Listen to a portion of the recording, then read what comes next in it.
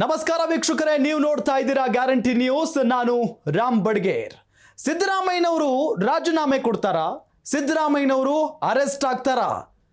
Jharkhand CM Hemant Soren, Delhi ಮುಖ್ಯಮಂತ್ರಿ ಅರವಿಂದ್ ಕೇಜ್ರಿವಾಲ್ ರೀತಿ ಸಿದ್ದರಾಮಯ್ಯನವರನ್ನು ಕೂಡ ಅರೆಸ್ಟ್ ಮಾಡಲಾಗುತ್ತಾ? ಯಾಕೆ ಅಂದರೆ ರಾಜ್ಯದಲ್ಲಿ ಸಿದ್ದರಾಮಯ್ಯನವರ ಸರ್ಕಾರ ಇದೆ, ಕಾಂಗ್ರೆಸ್ ಸರ್ಕಾರ ಇದೆ. ಹಗರಣಗಳ ಮೇಲೆ ಹಗರಣಗಳು ಬೆಳಕಿಗೆ ಬರ್ತಾನೆ ಇದ್ದಾವೆ. ಇದೇ ಸಿದ್ದರಾಮಯ್ಯನವರಿಗೆ ಉರುಳಾಗಿ ಬಿಡುತ್ತಾ?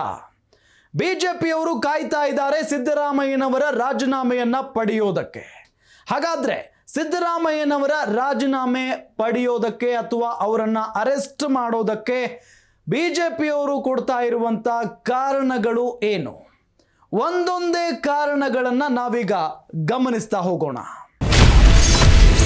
ಸಿದ್ದರಾಮಯ್ಯ ರಾಜೀನಾಮೆಗೆ ಮೊದಲ ಕಾರಣ, ಬಿಜೆಪಿಯವರು ಕೊಡ್ತಾ ಇರೋ ಮೊದಲ ಕಾರಣ ಭ್ರಷ್ಟ ಸಿದ್ದರಾಮಯ್ಯ ಅಂತ ಹೇಳಿ. ಸಿದ್ದರಾಮಯ್ಯನವರು ಅಂತ ಅಂದ್ರೆ ಕ್ಲೀನ್ ಇಮೇಜ್ ಇರುವಂತ ಒಬ್ಬ ನಾಯಕ. ಯಾವತ್ತೂ ಕೂಡ ಅವರ ಮೇಲೆ ಒಂದೇ ಒಂದು ಭ್ರಷ್ಟಾಚಾರದ ಪ್ರಕರಣ ಆಗಲಿ, ಇನ್ನೆಂಥದ್ದೋ ಚಿಕ್ಕ ಪುಟ್ಟ ಪ್ರಕರಣಗಳು ಯಾವತ್ತೂ ಕೂಡ ಕೇಳಿ ಬಂದಿಲ್ಲ. ಕೇಳಿ ಬಂದರೂ ಕೂಡ ಅದು ಸಾಬೀತಾಗಿಲ್ಲ.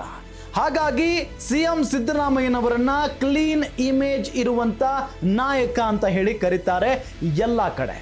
ಆದರೆ ಮೊದಲ ಬಾರಿಗೆ ಅವರು ಭ್ರಷ್ಟ ಅಂತ ಹೇಳಿ ಕರೆಸ್ಕೊಳ್ಳುವಂತ ಪರಿಸ್ಥಿತಿ ನಿರ್ಮಾಣ ಆಗಿದೆ.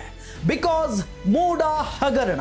ನಿಮಗೆಲ್ಲ ಗೊತ್ತಿರುವಂತೆ ಸಿದ್ದರಾಮಯ್ಯನವರ ಪತ್ನಿ ಪಾರ್ವತಿ ಅವರಿಗೆ ಮೂಡ ಒಂದು ಸೈಟ್ ಹಂಚಿಕೆ ಮಾಡಿರುವಂತ ವಿಚಾರಕ್ಕೆ ಸಂಬಂಧಪಟ್ಟಂತೆ ದೊಡ್ಡ ಹಗರಣ ನಡೆದಿದೆ ಇದರಲ್ಲಿ ಅಂತ ಹೇಳಿ ಬಿಜೆಪಿಯವರು ದೊಡ್ಡ ಮಟ್ಟದ ಆರೋಪವನ್ನ ಮಾಡ್ತಾ ಇರೋದು ನಾವು ಗಮನಿಸ್ತಾ ಇದ್ದೀವಿ. ಹೋರಾಟವನ್ನ ಕೂಡ ಮಾಡ್ತಾ ಇದ್ದಾರೆ ಸಿದ್ದರಾಮಯ್ಯನವರ ರಾಜೀನಾಮೆಗೆ ಆಗ್ರಹಿಸಿ. ಇದರ ಬಗ್ಗೆ ನಾವು ಗಮನಿಸ್ತಾ ಹೋಗೋದಾದ್ರೆ ಸಿದ್ದರಾಮಯ್ಯಗೆ ಮೊದಲ ಬಾರಿಗೆ ಭ್ರಷ್ಟ ಎಂಬ ಹಣೆಪಟ್ಟಿ. ಅನ್ಬಿಲಿವೇಬಲ್. ಇದನ್ನ ಯಾರಿಗೂ ಕೂಡ ನಂಬೋದಕ್ಕೆ ಸಾಧ್ಯ ಆಗ್ತಾ ಇಲ್ಲ. ಸಿದ್ದರಾಮಯ್ಯನವರು ಅಂತ ಅಂದ್ರೆ ಕ್ಲೀನ್ ಇಮೇಜ್ ಇರುವಂತ ಒಬ್ಬ ನಾಯಕ. ಅವರ ಮೇಲೆ ಇಂಥ ದೊಡ್ಡ ಮಟ್ಟದ ಆರೋಪ ಬಂದಿರೋದನ್ನ ನಾವು ನೀವು ಗಮನಿಸ್ತಾ ಇದ್ದೀವಿ. ಇದು ಪತ್ನಿ ಹೆಸರಿಗೆ ಸೈಟ್ ಕೊಟ್ಟರೂ ಕಾನೂನು ಬಾಹಿರ ಅನ್ನೋ ವಾದ ಮಾಡ್ತಾ ಇದ್ದಾರೆ ಬಿಜೆಪಿಯವರು. ಮೂಡ ಹಗರಣ ಹೆಸರಲ್ಲೇ ಬಿಜೆಪಿ ದೊಡ್ಡ ಮಟ್ಟದ ಹೋರಾಟವನ್ನ ಮಾಡ್ತಾ ಇದೆ. ನಾವು ನೀವು ಗಮನಿಸ್ತಾನೆ ಇದ್ದೀವಿ ಪ್ರತಿನಿತ್ಯವೂ ಕೂಡ. ಪ್ರತಿ ಹಂತದಲ್ಲೂ ಸಿದ್ದರಾಮಯ್ಯ ಅವರನ್ನೇ ಬಿಜೆಪಿ ನಾಯಕರು ಟಾರ್ಗೆಟ್ ಮಾಡ್ತಾ ಇದ್ದಾರೆ. ಹೋಗ್ತಾ ಹೋಗ್ತಾ ಹೇಳ್ತೀನಿ, ಬಿಜೆಪಿಯವರು ಸಿದ್ದರಾಮಯ್ಯನವರನ್ನ ಯಾಕೆ ಇಷ್ಟು ದೊಡ್ಡ ಮಟ್ಟದಲ್ಲಿ ಟಾರ್ಗೆಟ್ ಮಾಡ್ತಾ ಇದ್ದಾರೆ ಅಂತ ಹೇಳಿ. ಹಗರಣ ನಡೆದಿಲ್ಲ ಅಂದಾದ್ರೆ ಸಿದ್ದರಾಮಯ್ಯ ತನಿಖೆಗೆ ಕೊಟ್ಟಿದ್ದೇಕೆ? ಮೂಡಾದಲ್ಲಿ ಹಗರಣ ನಡೆದೇ ಇಲ್ಲ ಅಂತ ಅಂದ್ರೆ ಸಿದ್ದರಾಮಯ್ಯನವರು ಈ ವಿಚಾರವನ್ನ, ಈ ಪ್ರಕರಣವನ್ನ ತನಿಖೆಗೆ ಯಾಕೆ ಕೊಟ್ಟರು ಹಾಗಾದ್ರೆ ಅನ್ನೋ ಪ್ರಶ್ನೆ ಮೂಡುತ್ತೆ. ಮೂಡ ಸೈಟ್ಗಳನ್ನ ವಾಪಸ್ ಪಡೆದಿರೋದು ಯಾಕೆ?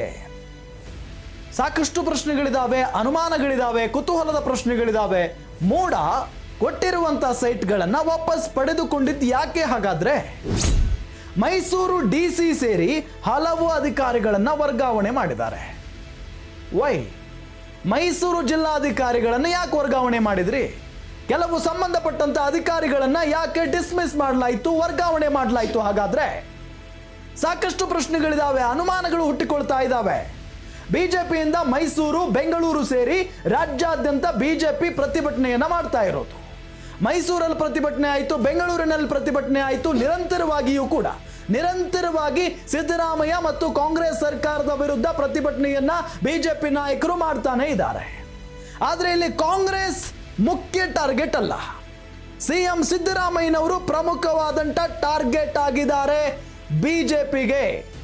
ಯಾಕೆ ಅಂತ ಹೇಳಿದ್ರೆ ಸಿದ್ದರಾಮಯ್ಯನವರ ಮೇಲೆ ಇದುವರೆಗೂ ಎರಡನೇ ಬಾರಿ ಮುಖ್ಯಮಂತ್ರಿ ಆಗಿದ್ದಾರೆ.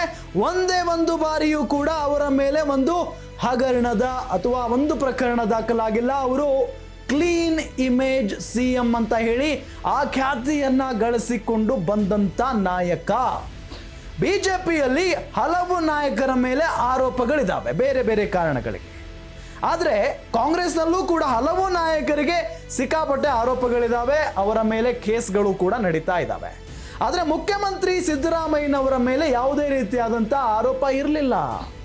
ಈಗ ಮೂಡ ಹಗರಣ ಬಿಜೆಪಿಯವರಿಗೆ ಸಿಕ್ಕಿಬಿಟ್ಟಿದೆ. ಇದು ಸಿಹಿ ಒಂದು ರೀತಿಯಾದಂಥ ಪಾಯಸ ಬಿಜೆಪಿಯವರಿಗೆ. ಹೇಗಾದ್ರೂ ಮಾಡಿ ಭ್ರಷ್ಟ ಅನ್ನೋ ಹಣೆಪಟ್ಟಿಯನ್ನ ಸಿಎಂ ಸಿದ್ದರಾಮಯ್ಯನವರಿಗೆ ಕಟ್ಟಿಬಿಟ್ರೆ ಅಲ್ಲಿಗೆ ಮುಗೀತು. ಸಿಎಂ ಸಿದ್ದರಾಮಯ್ಯನವರು ಕೂಡ ಎಲ್ಲಾ ರಾಜಕಾರಣಿಗಳ ಒಂದು ಸಾಲಿಗೆ ಸೇರಿಬಿಡ್ತಾರೆ. ಇದೇ ಬಿಜೆಪಿಯವರಿಗೆ ಬೇಕಾಗಿರೋದು. ಹಾಗಾಗಿನೇ ಬಿಜೆಪಿಯವರು ನೇರವಾಗಿ ಸಿದ್ದರಾಮಯ್ಯನವರನ್ನ ಟಾರ್ಗೆಟ್ ಮಾಡಿ ಹೋಗ್ತಾ ಇದ್ದಾರೆ. ಸಿದ್ದರಾಮಯ್ಯನವರನ್ನ ಬಿಡ್ತಾನೆ ಇಲ್ಲ. ಈ ಒಂದು ಮೂಢ ಹಗರಣದಲ್ಲಿ ಸಿದ್ದರಾಮಯ್ಯನವರನ್ನ ಸಿಕ್ಕಾಕ್ಸಿ ಅವರನ್ನ ರಾಜೀನಾಮೆ ಪಡಿಬೇಕು, ಜೊತೆಗೆ ಅವರನ್ನ ಅರೆಸ್ಟ್ ಮಾಡಬೇಕು. ರಾಜೀನಾಮೆ ಕೊಟ್ಟು ಬಿಟ್ರೆ ಅಲ್ಲಿಗೆ ಮುಗೀತು. ಸಿದ್ದರಾಮಯ್ಯವರು ಕೂಡ ನಾನೀಗಾಗಲೇ ಹೇಳಿದಾಗೆ ಎಲ್ಲ ಭ್ರಷ್ಟ ರಾಜಕಾರಣಿಗಳ ಸಾಲಿನಲ್ಲಿ ನಿಲ್ತಾರೆ. ಎಲ್ಲ ಆರೋಪಿತ ರಾಜಕಾರಣಿಗಳ ಸಾಲಿನಲ್ಲಿ ನಿಲ್ತಾರೆ.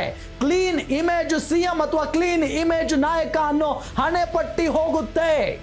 ಆ ಒಂದು ಖ್ಯಾತಿ ಸಿದ್ದರಾಮಯ್ಯನವರಿಂದ ದೂರ ಆಗಿ ಹೋಗ್ಬಿಡುತ್ತೆ. ಜನರ ಮನಸ್ಸಿನಲ್ಲಿ ಏನು ಬರುತ್ತೆ, ಸಿದ್ದರಾಮಯ್ಯನವರನ್ನ ಬಹಳ ಒಳ್ಳೆಯ ನಾಯಕ ಅನ್ಕೊಂಡಿದ್ವಿ, ಆದ್ರೆ ಸಿದ್ದರಾಮಯ್ಯನವರು ಕೂಡ ಎಲ್ಲ ರಾಜಕಾರಣಿಗಳಂತೆ ಅಂತ ಹೇಳಿ ಜನರ ಮನಸ್ಸಿನಲ್ಲಿ ಬಂದ್ಬಿಡುತ್ತೆ. ಅಲ್ಲಿಗೆ ಮುಗೀತು ಸಿದ್ದರಾಮಯ್ಯನವರ ಕತೆ. ಹಾಗಾಗಿನೇ ಬಿಜೆಪಿಯವರು ಸಿಕ್ಕಾಪಟ್ಟೆ ಪ್ರಯತ್ನ ಪಡ್ತಾ ಇದ್ದಾರೆ. ಸದನವೂ ಕೂಡ ಶುರುವಾಗುತ್ತೆ ಇನ್ನೇನು.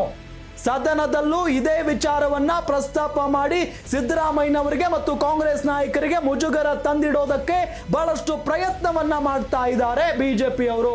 ಬಹಳಷ್ಟು ಪ್ಲಾನ್ ಮಾಡ್ಕೊಂಡಿದ್ದಾರೆ ಬಿಜೆಪಿಯವರು.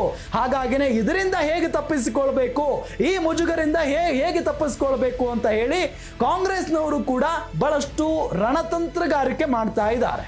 ಆದ್ರೆ ಸಿದ್ದರಾಮಯ್ಯನವರು ಮಾತ್ರ ಸಿಕ್ಕಾಪಟ್ಟೆ ಸೈಲೆಂಟ್ ಆಗಿಬಿಟ್ಟಿದ್ದಾರೆ.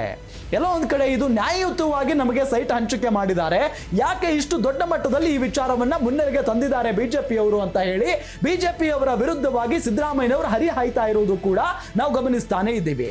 ಆದ್ರೆ ಬಿಜೆಪಿಯವರಿಗೆ ಇದು ನಾನು ಈಗಾಗಲೇ ಹೇಳಿದ ಹಾಗೆ ಪಾಯಸ ಸಿಕ್ಕಂತ ಆಗ್ಬಿಟ್ಟಿದೆ. ಸಿಹಿ, ಸಿಕ್ಕಾಪಟ್ಟೆ ಸ್ವೀಟ್ ಇರುವಂತ ಸಿಹಿ, ಅದನ್ನ ಯಾವುದೇ ಕಾರಣಕ್ಕೂ ಬಿಟ್ಕೊಡೋದಕ್ಕೆ ರೆಡಿ ಇಲ್ಲ ಬಿಜೆಪಿಯವರು.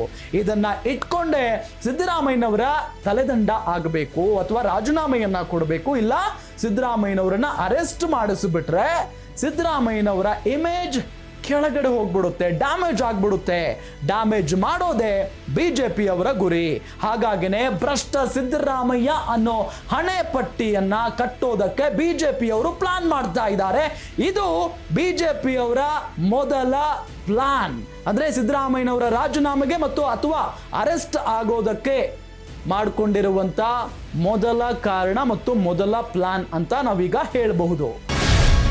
ಗ್ಯಾರಂಟಿ ನ್ಯೂಸ್, ಸುದ್ದಿ ಖಚಿತ, ನ್ಯಾಯ ನಿಶ್ಚಿತ.